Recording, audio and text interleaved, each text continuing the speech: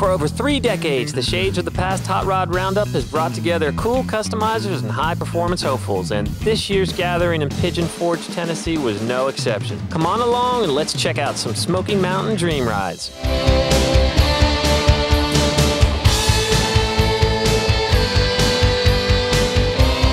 Welcome to Dream Rides. This week we are in Pigeon Forge, Tennessee for the Shades of the Past Hot Rod Roundup. Now, there are acres and acres of cars here, but one caught my eye, this gorgeous 1934 Ford. Now, it looks great walking up on it, but when I get up here, there's a little bit of a problem here. Now, Daniel, come here, you built this car. What happened? Well, last night we took it out of the trailer and the car lost the battle with a Tahoe. A Tahoe, yes, really? Sir. Yeah, the Tahoe backed up into it and crushed the fender. Were you heartbroken? Yeah, we put a lot of hours into this car, my guys at the shop, and when I saw this, it was just kind of... Well, let's say you do have a lot of hours into this car, and I know it is heartbreaking when something like this happens, but the car's still fantastic. Thank you. What are the really, really cool things on this car? Well, the car, we kept it very traditional. It's an all-steel car. It's got all the creature comforts like air conditioning, heated seats, you know, electronic emergency brake. We did a few little touches for the owner. He's a retired veteran, so we kind of incorporated some of the Army stuff into it. Yep. And it's just a cool little traditional hot rod. And you came here with great aspirations of winning the awards at this great car show, and now what? We'll see. We'll just have fun and see what happens. Well, that's the great thing about these shows is it's not just about the awards, it's having fun. So, you know what, I'm gonna leave you here to fix your dents. I'm gonna go find some cars that don't have dents. It seems like everywhere I turned, there were some gorgeous machines from the 20s, 30s, and even 40s. So we're gonna devote this next half hour to some of the sweetest rides from those eras. Back in the 60s, Jan and Dean sang about a Woody Wagon. Well, we've got a 1934 Woody Wagon from Greg and Gail Wilson right here. Why a Woody Wagon from a couple from Kentucky? Why not? Well, why not? We love the beach. We should be in California or in Florida surfing. But you're stuck in Kentucky. Stuck in Kentucky.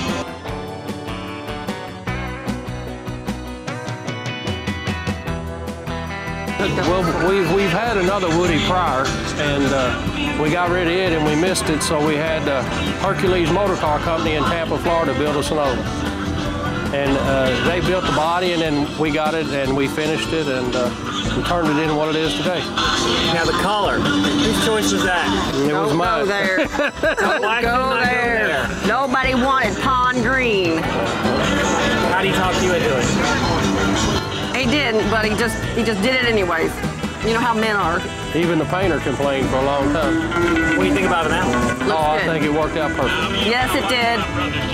Afraid to say. You know, every now and then you get lucky. Like Not him. all the time. Got lucky. Now, what's your favorite part of the car? The favorite part of the car? Oh, I like the color. What's your favorite part of the car? The hood ornament. It's a Greyhound. Everybody thinks it's a Jaguar. Tell me about the wood on this, because it is a Woody Wagon, and there's a lot of custom wood on this. Yeah, it's all custom wood. It's all hard rock maple. And it's got probably about 11 coats of clear on it. Is the surfboard made of maple? No, sir, the surfboard is painted to look like wood. It's actually a fiberglass board. Okay.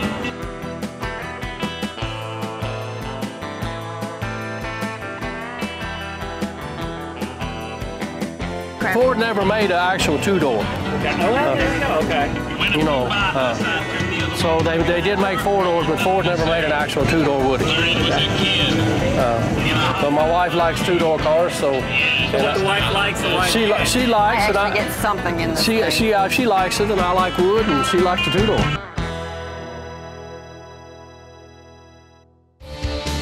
Stay with us. When we come back, we'll check out a 1935 Ford that was a labor of love for a great couple from Oklahoma. This edition of Dream Rides, presented by Steel Rubber Products, is being brought to you by Hurst, America's #1 shifter. Steel Rubber, quality crafted rubber parts and weather stripping.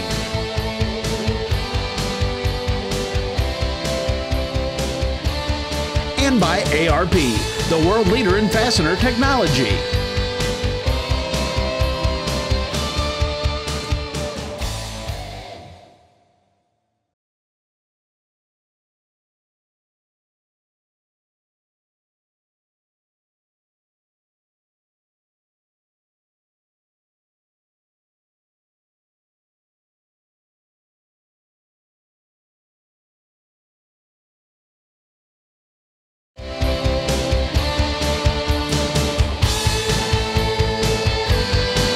Welcome back to Dream Rides from Pigeon Forge, Tennessee, where you can walk through the parking lot and stumble across a T-bucket like this.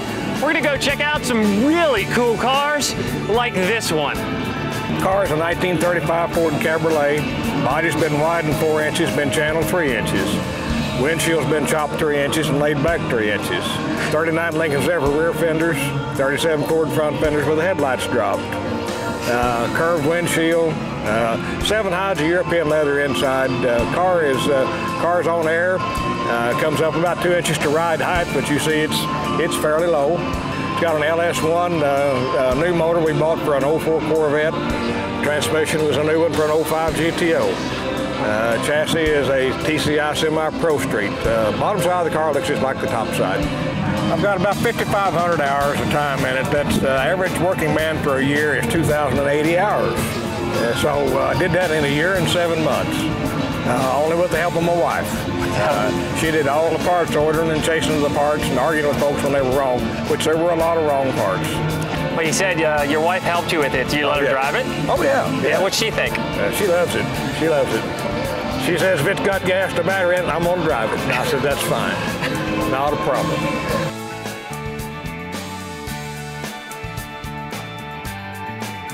I don't think I've done anything for 5,500 hours in my entire life. And after talking to Orville, I'm pretty sure I couldn't.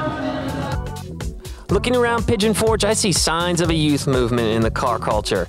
That made me think, we might consider this the Shades of the Future event. I've been coming to these car shows since I was little bitty, you know. So my dad and grandpa have always been in these old cars. I've had like a little Model A, I've had a couple, you know, just playing around with, and really just growing up around, you know. My grandpa owned a body shop back where we're from, and he'd done some trading around and got this body. It was actually an old dirt track body. The doors were welded up and it wasn't much of a car. And when he died, my dad got it and made a yard ornament out of it, and got to looking around all these swap meets, right? And you see all these bodies that bring in all this money. I've got something to start with. It's free, steel car. So back in 2008, I just started working on it. You know, cut 3 inches out of the top, had to cut the doors back open. These early Chevrolets were they were wood braced, so I had to reinforce the whole thing with steel tubing. I'm actually an engineer, and back when I was in school, I drew this frame out in AutoCAD and went and got some metal and started cutting and welding. And it just went from there. I started this thing in 2008, and when I would come home from school and get some money and time, I just worked on it when I could, and got it done this past May. There's quite a story behind the details of this eye-catching color scheme. That's actually it's a 1950 international fleet truck color, Quaker State Green, and the white is a PPG Vibrance collection color. It's called Vanilla Shake. A guy back home actually pinstriped the car. His name is George, and he's legally blind, so he freehand pinstriped it. Yeah, with one eye, but yeah, he's been doing it a long time, so he does a good job. One of the coolest trends in hot rodding is rat rods. Now, a rat rod is something that a builder pieces together pretty much with parts left over in his garage. He'll take a big engine, some leaf springs, and you see here a tubular axle, and even throw disc brakes on it. Now, the coolest thing about these is they're slammed low to the ground, they make a ton of noise, and they're a lot of fun. I just don't think I could actually fit in one.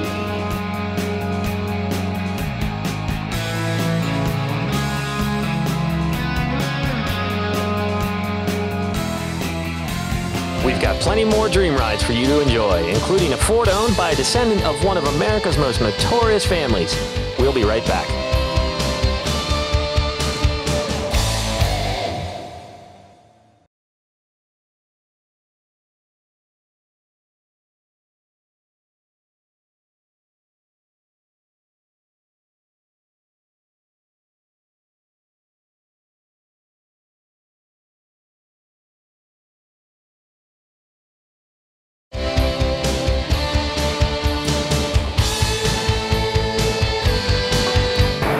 we came to downtown Pigeon Forge because they actually have a dinner show that talks about the tale of two of the most famous families in America.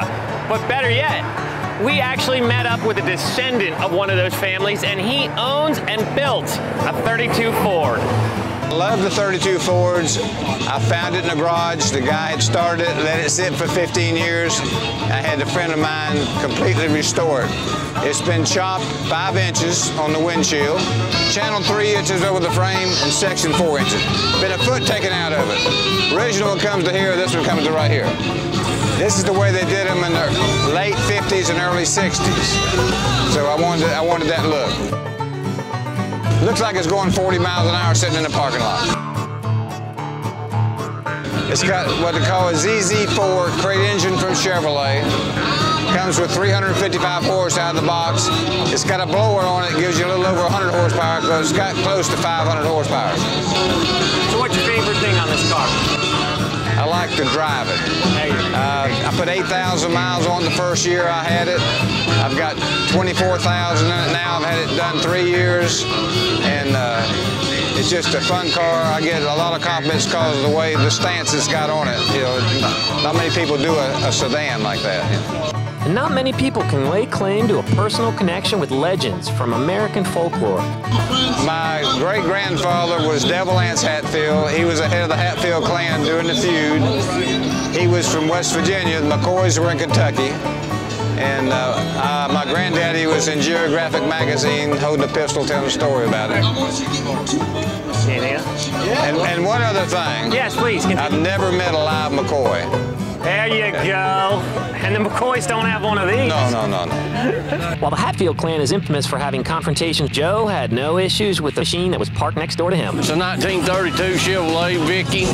They built it in 31 and 32 only.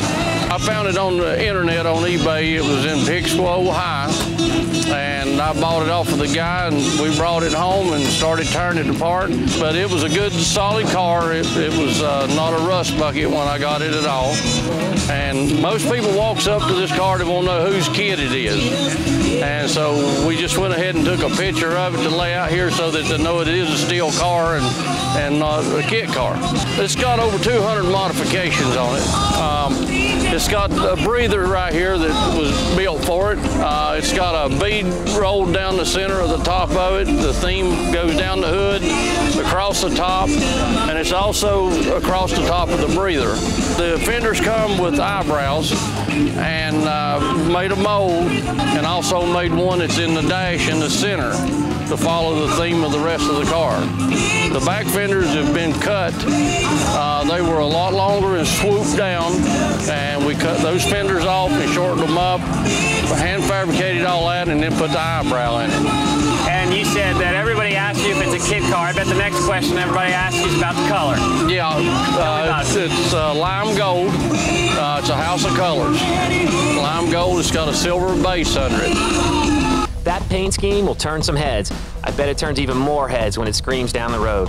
I run it about 80 miles an hour with the air on, and the radio turned up, Beach Boys or something, and let her rip. You do realize that the speed limit is 75, right? I do.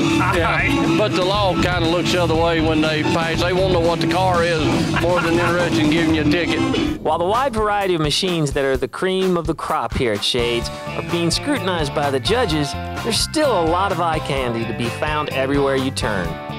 Here at Shades, we've been up the hill to check out some of the amazing cars up there. But you know what? When you come down to the parking lot, there's just as great cars down here as well. I found a 38 Ford. This thing has got the whole hot rod treatment, from a new interior, upgraded suspension, even a crate small block 350 under the hood. And yes, he's even okay with the salmon color.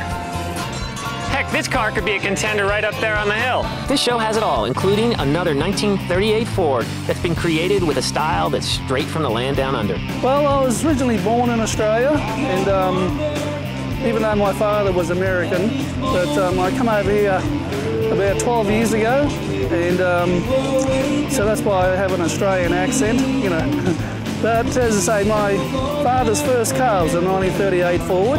And so this is like the same car that, not exactly the same car, but the same type of car that I drove around the first 10 years of my life. So it's a nostalgic thing, you know. Yeah. Now, when I went to get the paint job done, I wanted to have the American flag and the Australian flag, but they couldn't work it in, you know. So I'm sort of half American, half Australian, you know.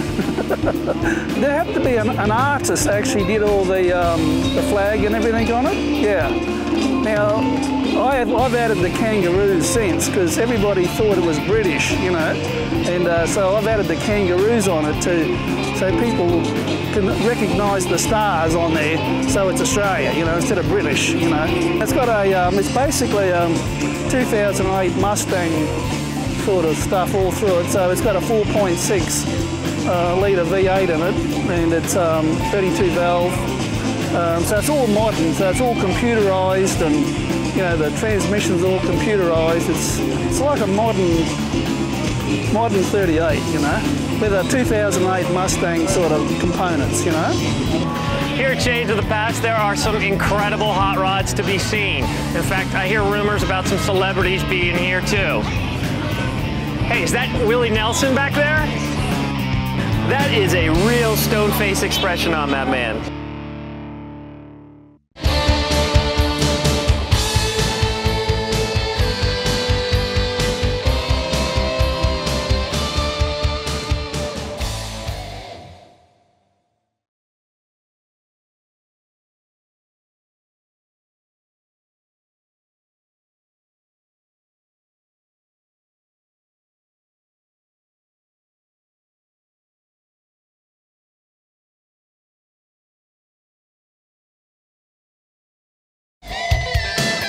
This edition of Dream Rides, presented by Steel Rubber Products, is being brought to you by Flowmaster, the exhaust technology company.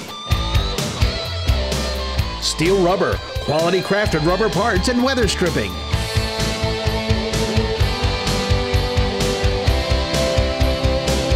And by B&M Racing and Performance, quality performance products that work.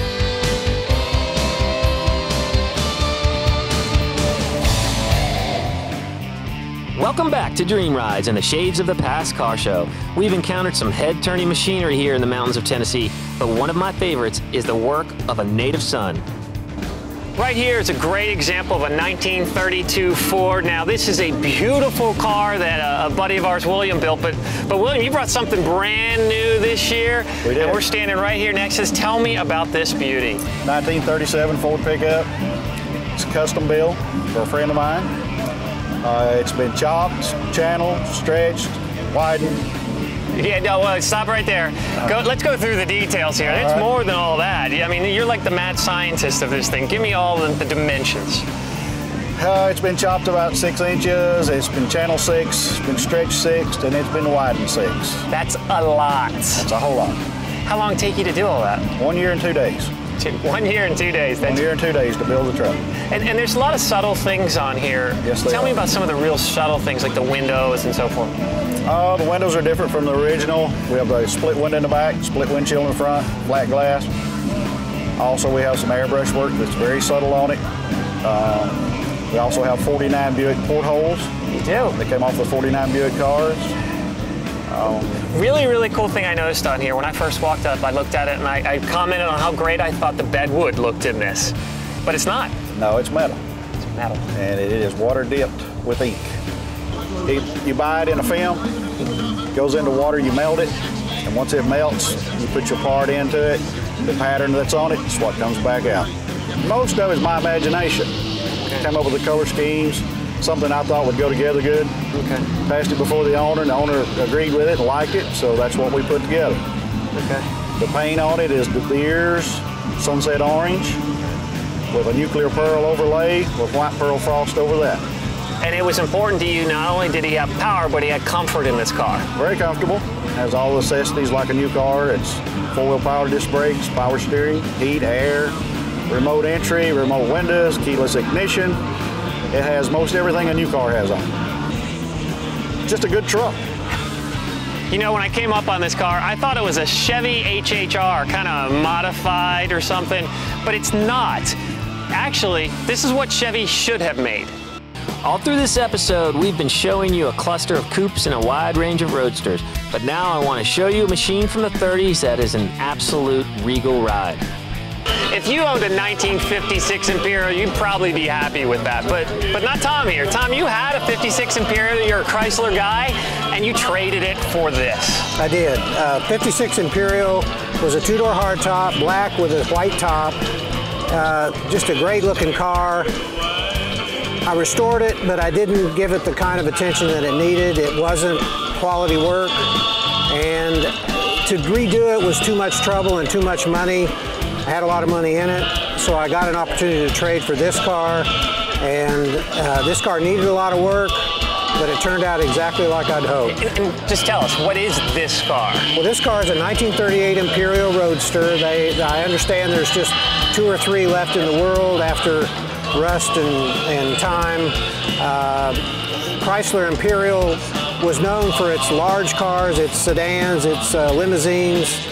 This is a Roadster. It's a 2-door, I understand it's a Cabriolet because it has roll-up windows. Yes. But this turned out beyond my dreams. It really had a lot of good quality people working on it, and it just turned out nicely. And what most people wouldn't expect is this is an older Chrysler. It's an older Mopar. It's got a Hemi in it, doesn't it? Well, it does. It has a 2003 Dodge Hemi engine and transmission in it. And I've learned with the cars that I've restored that the older cars are harder to run, harder to keep running, plus this one has air conditioning. So it has some creature comforts. Well, you got to do that now. You got the creature comforts, you've got the power. Is there anything on this car that really is your favorite part of the car? Well, I like the color. The color I struggled with for a long time. I went through a lot of iterations of what should I do. This is really my favorite color. It's a 2009 Porsche color. I wanted dark blue, and I looked through the blues. My friend gave me a book of color palettes, and this turned out to be exactly what I wanted. My wife picked out the interior color, and just kind of came together, we think. Now, the million-dollar question. Are you going to keep this Imperial? Yes. Yes. For how long? Probably forever. Oh, that's good to hear. This is the last one I'll probably do, and it's exactly what I wanted. It turned out exactly like I'd hoped. Sometimes it takes forever to find the perfect car for you, and you found it. Exactly. Exactly.